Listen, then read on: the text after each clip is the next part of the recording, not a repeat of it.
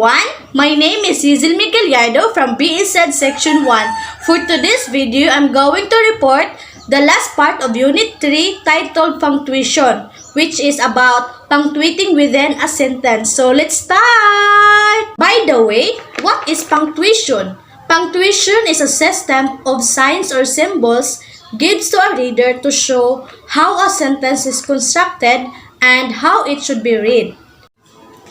So we have 12 types of punctuation, such as period, question mark, exclamation point. So these three punctuation marks are used at the end of sentence. 4, comma, 5 semicolon, 6 colon, 7 brackets, 8 braces, 9 parentheses, 10 apostrophe, 11 quotation mark, and lastly, ellipses.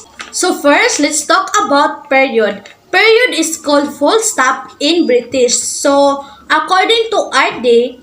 Bornschfeld in the view, Fuller modern English usage. So period, also known as full stop. Period is a punctuation mark indicating a full stop placed at the end of declarative sentence as well as after many abbreviations. So period used to end a complete sentence. Here are the example of period. Number 1, the dog is brown. Number 2, my sister's name is Liza. Next, let's talk about question mark. Question mark, a punctuation symbol placed at the end of sentence or phrase to indicate a direct question. The question mark is also called an interrogation point, note of interrogation, or question point. Question mark at the end of interrogative sentence. We can use a question mark if a sentence is a question. You would use a question mark instead of a period or exclamation points. Here are the example of question mark. Are you happy to be home? So next, let's talk about exclamation points. It's a punctuation mark usually used after an interjection or exclamation to indicate strong feelings or to show emphasis. Exclamation points at the end of exclamatory sentence. So in addition, is one that express a strong or forceful emotion such as anger, surprise, or joy. Example of exclamation points are, that's fantastic. Number 2, thanks God, you saved our life. Next, about comma. Use a general comma to indicate a pause or a set of pauses setting of a word, phrase, or clause from the rest of the sentence. It must mark the grammatical unit you want to set off. Here are the examples. So you can put a comma to set off adjectival phrase and adverbial elements from the main sentence. So a comma or a pair of commas is used for first, transition, word, and phrases. Second, a positives set off by a pair of comma. Third, name of persons directly addressed. Lastly, words or phrases in a list. Let's proceed in semicolon. Semicolon are punctuation mark used to separate parts of the sentences. Use a semicolon in the following instances. First, two independent clauses. Use a semicolon when separating two independent clauses that are not joined by the conjunction. Here are the example. Second, to join two independent clauses with a conjunctive adverb. Examples are however, therefore, consequently, nevertheless, furthermore, and moreover. Note for this there is a semicolon before the conjunctive adverb and a comma after it. Here are the example. Lastly, series. Use a semicolon to separate elements in a series that already contain commas. Here are the example of series. So next, about colon.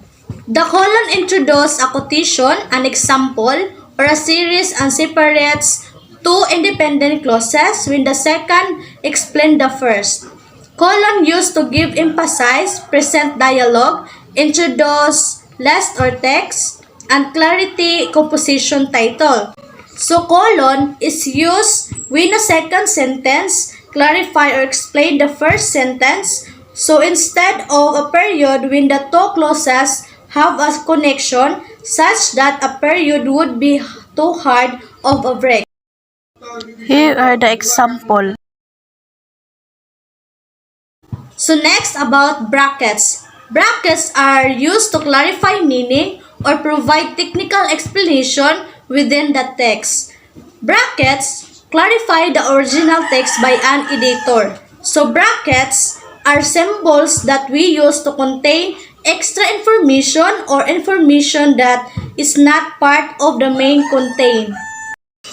In example number 1, Martha was not part of the original sentence and the editor added it for clarification. In number 2, example, the original writer made a spelling mistake so later on when someone quote them, they added chips for clarification.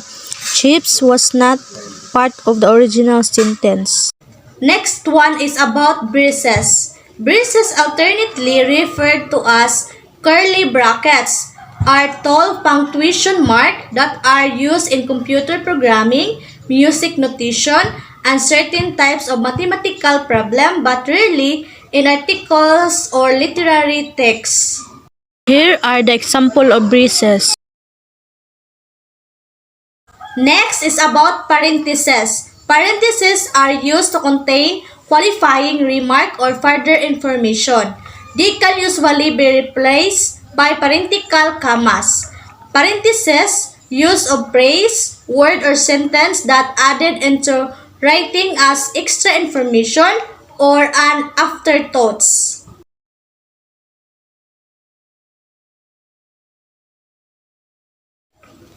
Next is about apostrophe. Apostrophe is used to indicate omission of a letter from a word, the possessive case or the plurals of lowercase letters. So by the way, lowercase letter, the shortened and smaller version of uppercase letters. So apostrophe is a punctuation mark used to mark omission and possessive of noun and pronoun. So apostrophe is useful for replacing missing letter. So in addition, apostrophe also used in writing contractions, that is shortened form of word from which one or one letter have been omitted. Here are the example of apostrophe. Next is about quotation mark. Quotation mark are used to mark a section of text, a quotation, dialogue, or standout word or phrase. Also known as quotes or inverted commas, are used to indicate direct speech or quotation. So quotation mark in English writing, also known informally as quotes, talking marks, speech marks, quote marks, or speech mark, are punctuation order to identify it as a quotation, direct speech, or a literal title or name. In academic writing, you need to use quotation mark when you quote a source. Here are the example of quotation mark. So lastly is about ellipsis. Ellipsis is a singular form of the word, meaning one. Ellipsis is a punctuation mark consisting of 3 dots. Use an ellipsis when leaving out a word, phrase, sentence, paragraph, or more from a quotation. So ellipsis, in summary, the ellipsis is a form of punctuation used in writing the English language. It can be used to show an omission, to show a pause made by using 3 period in a row. So also, ellipsis, it indicates that some words are missing. Example of ellipsis. So these are more punctuation marks. So I know that all these are familiar to us because when we texting, chatting, or communicating someone, we use emoji. So here are some more punctuation marks such are happy, sad, sending a kiss, crying, surprise, confused, winking, upset, and also grinning. That's all about punctuating within a sentence. Again, this is Hazel Migueliardo from BSN Section 1. God bless you!